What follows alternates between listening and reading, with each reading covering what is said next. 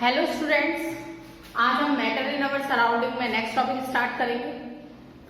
आज की क्लास में जो हमें फर्स्ट टॉपिक पढ़ना है वो है आपका effect of change in pressure on the state of matter. इसके बारे में लास्ट क्लास में मैंने डिस्कस भी किया था। एक्चुअल में क्या होता है, तीन स्टेट्स ऑफ मैटर है मेनली, सॉलिड है, लिक्विड है, गैस है। जो सॉलिड होता है उसमें इंटरमोलिकुलर स्पेस नेग्लिजिबल है, तो जो प्रेशर है उसका भी इफेक्ट बहुत कम होता है, नेग्लिजिबल, बहुत कम, बहुत स्मॉल। लिक्विड है, लिक्विड में इंटरमोलिकुलर स्पेस होता है लेकिन लिक्विड वो गैस के कंपैरिजन में कम होता है, तो वहां पर भी वो क्या करता है, प्रेशर शो करता है अपना इफेक्ट, लेकिन स्मॉल इफेक्ट शो करता है, लिटिल।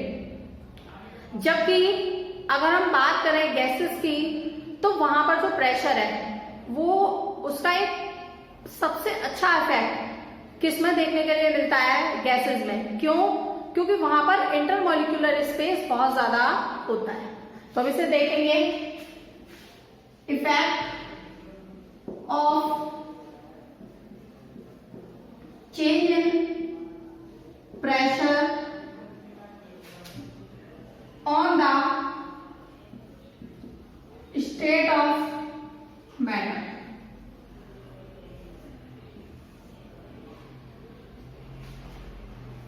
सबसे पहले इसमें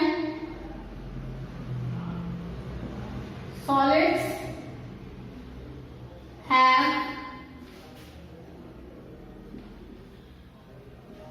small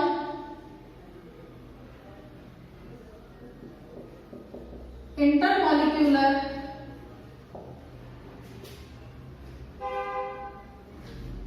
space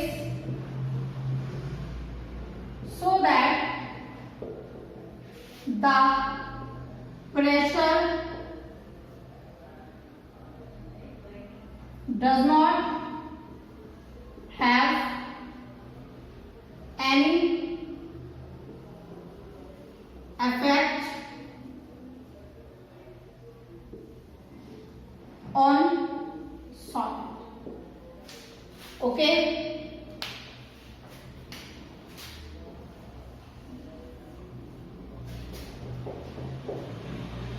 liquid have small, liquids have large intermolecular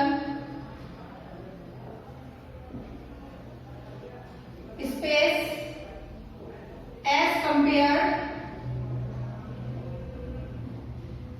than solid, so that the pressure show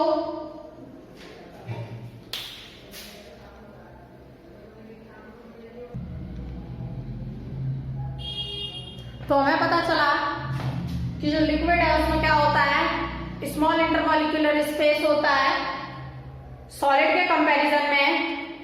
इसलिए वो क्या करता है, जो प्रेशर है, the pressure show little effect on liquids. ये क्या करता है, बहुत कम इफेक्ट जो शो करता है किस पर, लिक्विड्स पर। ओके, नेक्स्ट है आपका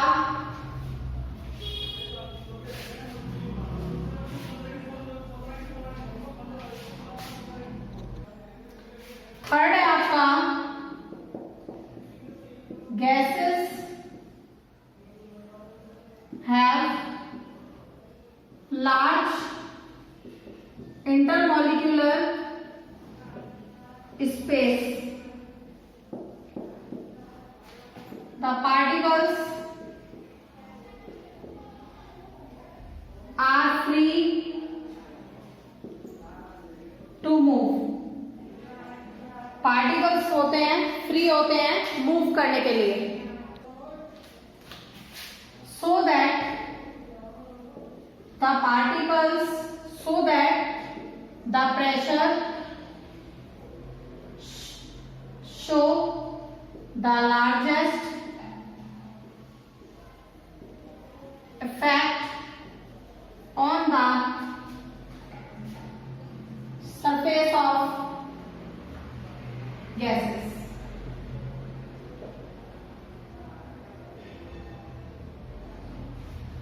तो हमें पता चला कि जो गैस है, गैस में क्या होता है, लार्ज इंटरमॉलिक्यूलर स्पेस होता है, पार्टिकल्स फ्री होते हैं मूव करने के लिए।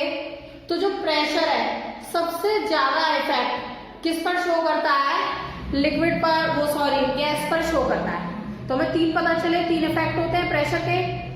प्रेशर जो है सबसे ज्यादा किस पर करता है, गैस पर, सेकंड में लिक्विड पर, और थर्ड में किस पर करता है, सॉलिड पर। सॉलिड पर नेग्लिजिबल होता है, ना के बराबर। ओके, अब नेक्स्ट टॉपिक जो हमें पढ़ना है वो है आपका लेटेंट हीट।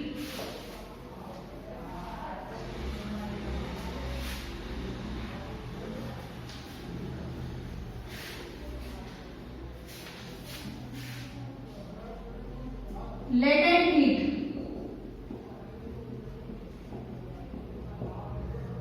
एक्चुअल में अगर आप लेटेंट का मतलब देखोगे इंग्लिश में, तो लेटेंट का मतलब होता है हिडन, छुपा हुआ।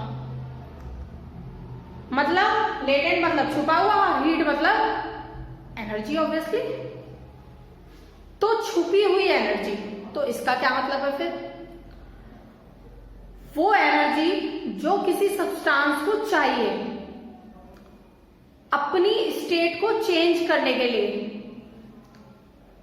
लेकिन वो टेम्परेचर राइज नहीं करेगा, उसे शो ऑफ नहीं करेगा।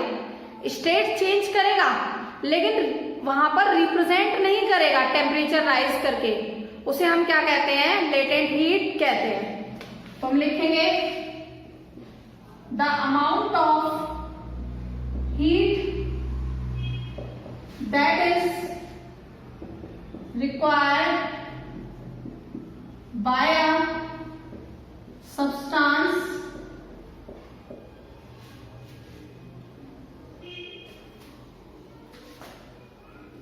undergoing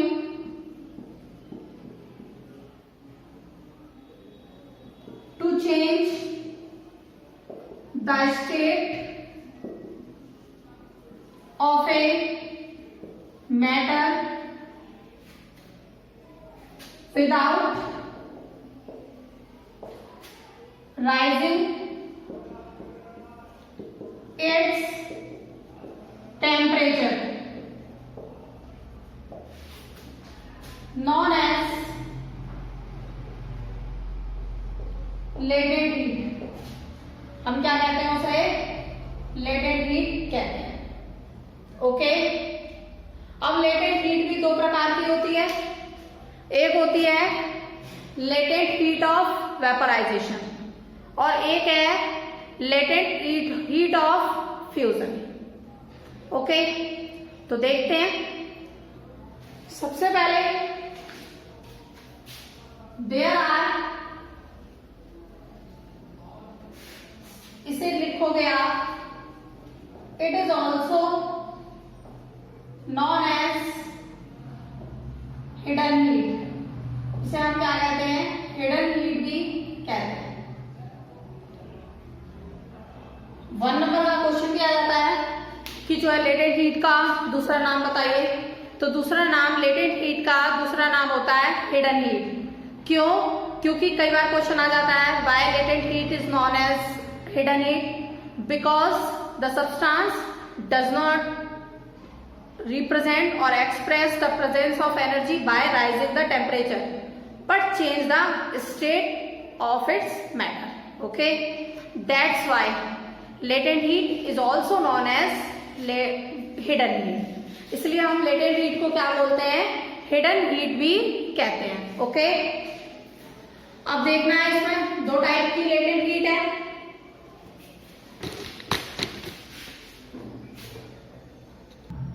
तो हम देखेंगे there are 2 types of latent heat. Latent heat के 2 टाइप हैं। First, latent heat of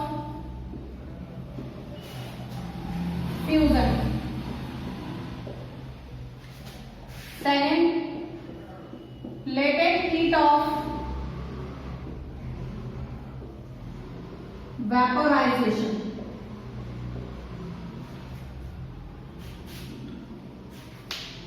simple सी बात पता चल रही है, यहाँ दो वर्ड यूज हो रहे हैं, फ्यूजन, वेपोराइजेशन। फ्यूजन का मतलब फ्यूज हो जाना। एक वर्ड आपने पढ़ा है फीजन, एक होता है फ्यूजन। फ्यूजन होता है आपस में मिल जाना और फीजन होता है बढ़ जाना। तो लेटेंट हीट ऑफ फ्यूजन वो अमाउंट ऑफ हीट है जो किसी सब्सटेंस को चाहिए किसमें चेंज करने के लिए, लिक्विड से सॉलिड में चेंज करने के लिए, उसे हम क्या कहेंगे, लेटेंट हीट ऑफ फ्यूजन। दूसरा है हमारे पास वेपोराइजेशन। जैसा कि नाम से पता चल रहा है वेपोराइजेशन मतलब वो हीट जो किसी सब्सटेंस को लिक्विड से गैसेस स्टेट में चेंज करने के लिए चाहिए, उसे हम क्या कहेंगे, लेटेंट हीट ऑफ वेपोराइजेशन। तो हम इसे पढ़ते हैं। फर्स्ट है latent heat of fusion. Latent heat of fusion देखते हैं क्या है।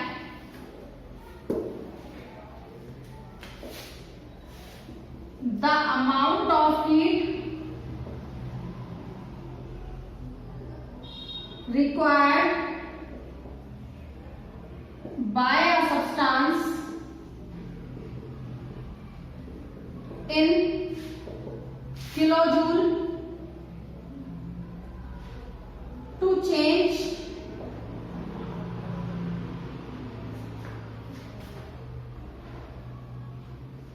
liquid state of matter into gaseous state is called latent heat of fusion. उसे हम क्या कहते हैं, लेटेंट हीट ऑफ फ्यूजन कहते हैं। Okay,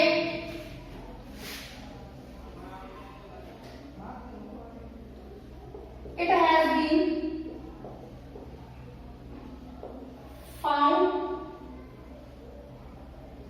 by an experiment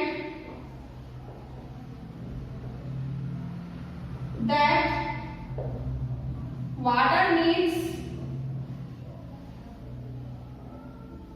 water को जरूरत होती है 34.7 इंटू में 10 की पावर 5, 34.7 इंटू में 10 की power 5 kilo joule of energy to change into ice. Water को आइस में चेंज करने के लिए 34.7 किलो जूल एनर्जी की क्या होती है, जरूरत होती है। तो फर्स्ट है ये हमारा जो हमने पढ़ा latent heat of fusion. Okay, next है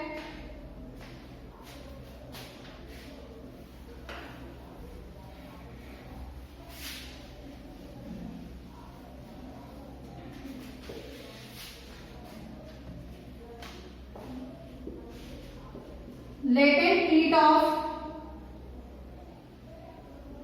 vaporization। latent heat of vaporization क्या है, the amount of heat required by a substance in kilojoule to change liquid state of matter into gaseous state। या गैसियस की जगह हम gaseous या vapour state.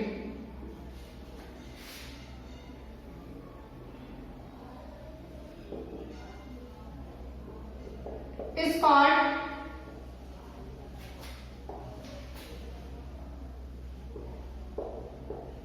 latent heat of vaporization। उसे हम क्या कहते हैं? लेटेंट हीट ऑफ वेपराइजेशन कहते हैं।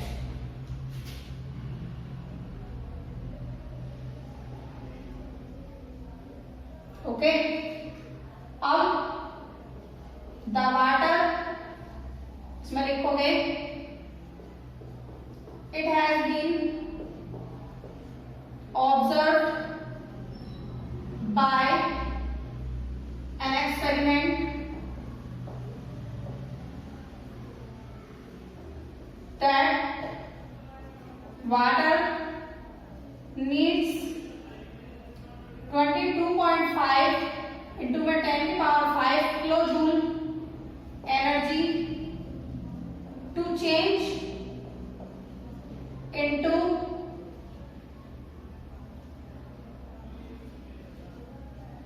gaseous या वेपर स्टेट।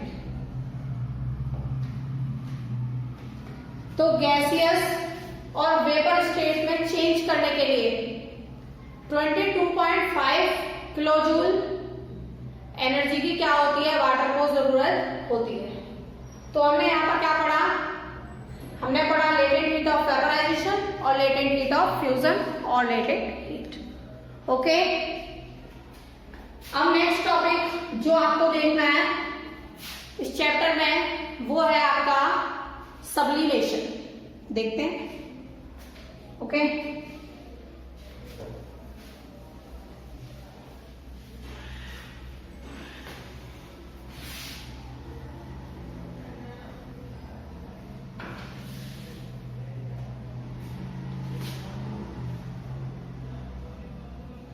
सब्लिमेशन एक्चुअल में सब्लिमेशन क्या है? वो प्रोसेस है जिसमें सॉलिड है वो डायरेक्ट गैसियस स्टेट में चेंज हो जाता है जब हम हीट करते हैं, लेकिन जब हम उसे कूल करते हैं तो जो गैसियस स्टेट है वो सॉलिड में चेंज हो जाती है। तो उसे हम क्या कहते हैं? सब्लिमेशन। जैसे आप कपूर जलाते हो, कैम्फर जिसे कहते हो, अमोनियम क्लोराइड है, बहुत सारे एग्जांपल्स हैं, आयोडीन है। तो हम लिखेंगे इसमें the process of directly change of solid state into gases state on heating. Okay, या फिर change of gases state into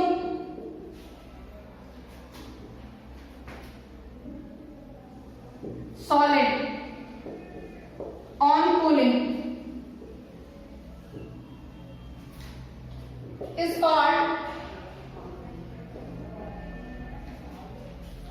sublimation। is called sublimation। तो उसे हम क्या कहते हैं? सब्लिमेशन कहते हैं। ओके, एग्जाम्पल है जैसे इसमें camphor, ammonium chloride,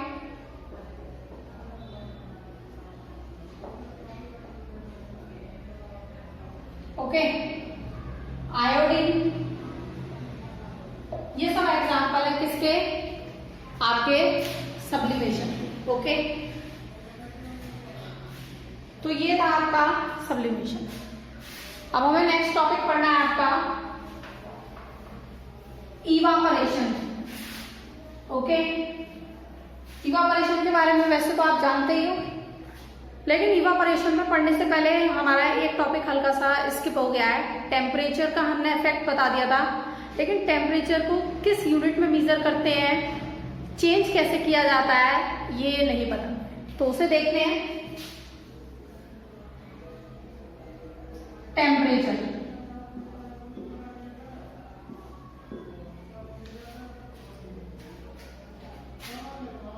it is measured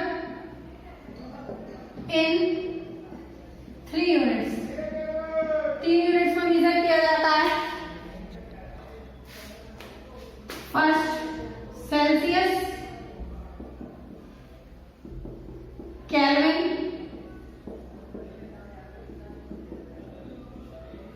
Fahrenheit. इस तरीके से रिप्रेजेंट करते हैं। केल्विन को K, फ़ारेनहाइट को F। Kelvin is the SI unit of temperature. Kelvin SI unit होती है टेम्परेचर की। 0 डिग्री सेल्सियस इक्वल होता है 273.16 केल्विन के। लेकिन हम जनरली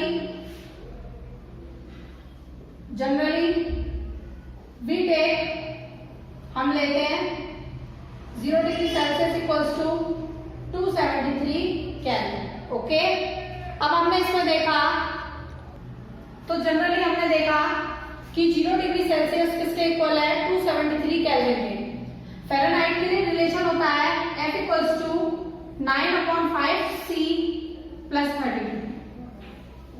इस तरीके से हम क्या कर सकते हैं, टेम्परेचर्स की यूनिट्स को चेंज कर सकते हैं। जैसे हमने एक क्वेश्चन लिया,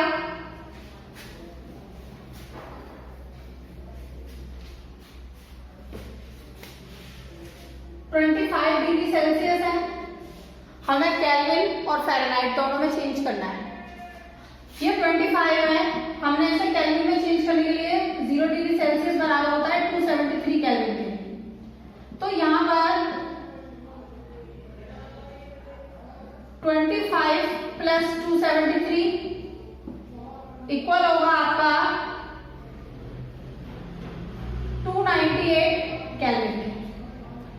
नेक्स्ट देखा हमने F इक्वल है 9/5 C प्लस 32। C की वैल्यू है आपकी 25 प्लस 32। 5 5 25, 9 5 45 प्लस 32। ये इक्वल हो गया आपका 77 फ़ारेनहाइट के। तो इस तरीके से आप with this I am finishing this class. Next class में हम इवापोरेशन है, कूलिंग इफेक्ट है और जो बचे हुए रिमेनिंग टॉपिक हैं इस चैप्टर के वो डिस्कस करेंगे। ओके।